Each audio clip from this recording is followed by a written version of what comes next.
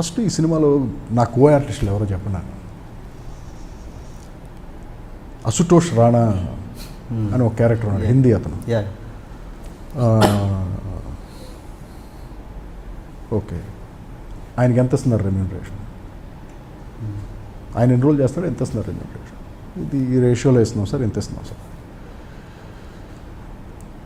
టోటల్గా ఆయనకి ఇచ్చే దాని మీద ₹1,00,000 నాకు ఎక్కువ ఉండాలి. ఇప్పుడు ఆయన మెయిన్ విలను, మీరు క్యారెక్టర్ ఆర్టిస్టు, మరి ఎందుకు సార్ అన్నారు. ఫస్ట్ అండ్ ఫార్మోస్ట్ నాకు తెలుగు వచ్చు, అశుతోష్ రాణాకి తెలుగు రాదు. 2, నా భుజాల దగ్గరికి వస్తాడు అతను, నా అంత హైట్ లేడు. 3, నా ఇంట్లో నేను ఉంటాను, బిజినెస్ క్లాస్లో ఢిల్లీ నుంచో బాంబే నుంచో నేను రాను ఇక్కడికి, నా మేకప్ మ్యాన్ రారు, నాకు అసలు మేకప్ మ్యాన్ లేడు, నాకు అసిస్టెంట్ లేడు, నా కారు నేను వేసుకొస్తాను, నాకు డ్రైవర్ భత్తా ఇవ్వక్కర్లేదు మీరు.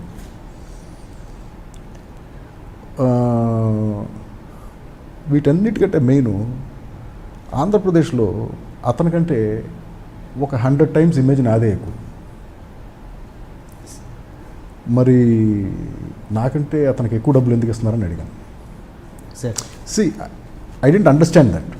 అంతే కదా, ఇప్పుడు అతను ఎవరికి తెలియదు, అతనికి ఎక్కువ డబ్బులు ఇచ్చి సినిమాలు పెట్టుకుంటున్నారు, నేనెవరో అందరికీ తెలుసు, అదే అంటున్నాను, అదే బెటర్ ఇమేజ్ ఉంది నాకు, బట్ నాకు తక్కువ డబ్బులకి ఎందుకు మాట్లాడుతున్నారు మీరు అని అడిగాను.